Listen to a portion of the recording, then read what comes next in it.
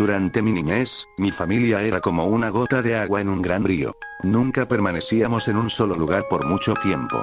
Nos mudamos a Rhode Island cuando tenía 8 años, y permanecimos ahí hasta que fui a la universidad en Colorado Springs.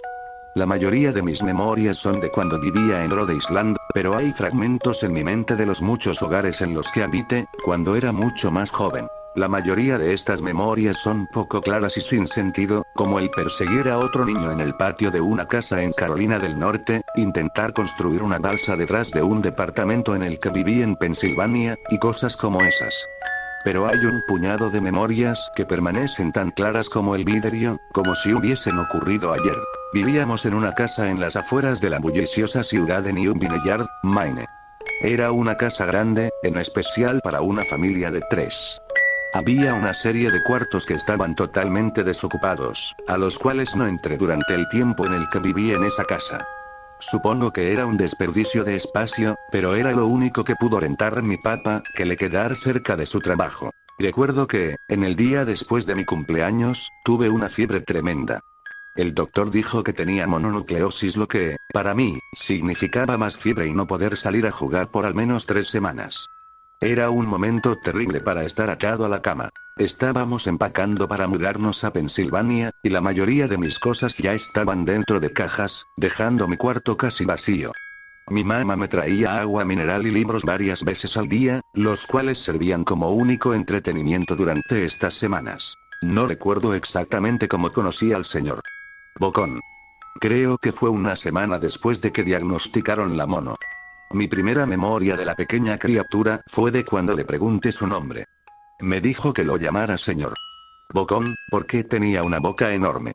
De hecho, ahora que lo pienso, todo en su cara era enorme en comparación a su cuerpo, su cabeza, sus ojos, sus arrugadas orejas. Pero su boca, sin duda, era lo más grande. ¿Te pareces a un Furby?, le dije mientras miraba uno de mis libros. El señor Bocón se detuvo y me miró extrañado. ¿Furby? ¿Qué es un Furby?, me preguntó. Tú sabes, el juguete peludo con orejas enormes, lo puedes acariciar y alimentar, casi como una mascota real. Oh. Tú no necesitas uno de esos. No es lo mismo que tener un amigo real. Recuerdo que el señor Bocón se desaparecía cada vez que mi mamá iba a mi cuarto a revisarme. Se ocultaba bajo mi cama y me decía: no quiero que tus papás me vean, tengo miedo de que ya no nos dejen jugar juntos. No hicimos mucho durante los primeros días. El señor Bocón solo veía mis libros, fascinado con las imágenes e historias. Por ahí del tercer o cuarta noches desde que lo conocí, me despertó con una gran sonrisa en su rostro. Vamos a jugar un nuevo juego, me dijo. Pero tenemos que esperar hasta después de que tu mamá venga, porque es un juego secreto. Después de que mi mamá me trajera más libros y refresco, a la hora de siempre, el señor Bocón se deslizó desde debajo de la cama y tomó mi mano. Tenemos que ir al cuarto que está al final del pasillo, me dijo. Me negué al principio, pero el señor Bocón insistió hasta que cedí. El cuarto en cuestión no tenía ni muebles ni tapiz. Lo único que lo distinguía era una ventana del lado opuesto a la puerta. El señor Bocón corrió a través del cuarto, y le dio un firme empujón a la ventana, dejándola un poco abierta. Entonces, él me insistió en que mirara hacia el piso, afuera. Aunque estábamos en el segundo piso de la casa, la caída era más alta debido a que estábamos en una colina. Me gusta jugar a fingir aquí, me explicó el señor Bocón. Finjo que hay un suave y enorme trampolín allá abajo, y brinco. Si lo crees con todas tus fuerzas, vas a ver que rebotas hasta acá arriba, como una pelota. Quiero que lo intentes. Es muy alto, le dije. Pero eso es lo divertido. No sería tan divertido si fuera una caída corta. De ser así, mejor si rebotaras en un trampolín real. Recuerdo haber jugado con la idea. Dejarme caer en el fresco aire, y rebotar en algo que mis ojos no podían ver. Pero el realista en mí prevaleció. Quizás en otra ocasión, le dije. No sé si tenga tanta imaginación. Podría lastimarme. La cara del señor Bocón se contorsionó con un gruñido, pero solo por un momento. Decepcionado, se metió debajo de mi cama, donde estuvo quieto el resto del día. La mañana siguiente el señor Bocón llegó con una pequeña caja. Quiero enseñarte malabares, me dijo. Aquí hay algunas cosas que puedes usar como práctica, antes de que te dé tu primera lección. Mire la caja. Estaba llena de cuchillos. Mis patas me matarán.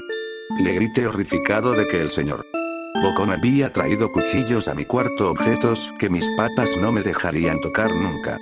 El señor Bocón gruñó. Es divertido jugar con esto. Quiero que lo intentes. Alejé la caja de mí. No puedo. Me regañaban. Los cuchillos no son seguros para aventarse. Las cejas del señor Bocón se cerraron, molesto. Tomó la caja con los cuchillos, y se metió debajo de la cama, otra vez durante todo el día. Me empezaba a preguntar qué tan seguido se la pasaba debajo de mí. Desde ese entonces, empecé a tener problemas para dormir. El señor Bocón me despertaba en la noche diciéndome que había puesto un trampolín real debajo la ventana, uno enorme que no podía ver en la oscuridad. Siempre me negué y trataba de volver a dormir, pero el señor Bocón persistía. Algunas veces, se quedaba a mi lado hasta el amanecer, animándome a saltar. Ya no era tan divertido jugar con él. Una mañana, mi mamá fue hacia mi cuarto, y me dijo que tenía permiso de ir a caminar afuera. Pensaba que el aire fresco sería bueno para mí, especialmente después de estar confinado a mi cuarto por tanto tiempo. Con emoción, corrí hacia el patio, esperando poder sentir el sol en mi cara. El señor Bocón me estaba esperando. Hay algo que quiero que veas, me dijo. Debí darle una mirada fea, porque entonces me dijo, ¿es seguro? No pasa nada, te lo prometo.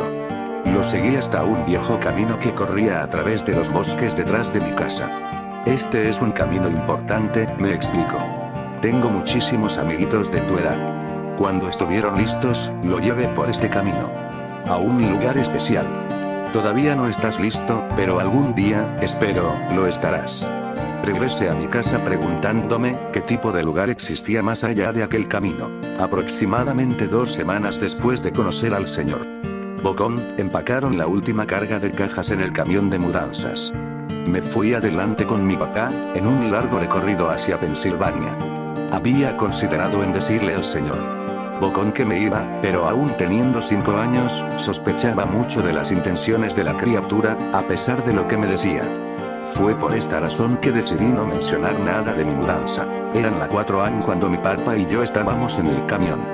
Mi papá esperaba llegar a Pensilvania para la hora de la comida al día siguiente, con ayuda de una larga dotación de café y bebidas energéticas. Recuerdo que se parecía más a un tipo que estaba a punto de correr una maratón, que un tipo que se la pasaría sentado por un par de días. Muy temprano para ti, ¿verdad? Afirmé con la cabeza, mientras la ponía en la ventana, esperando dormir un poco antes de que saliera el sol. Sentí la mano de mi papá en mi hombro. Esta será la última mudanza, lo prometo. Sé que es difícil para ti, especialmente estando con esa enfermedad.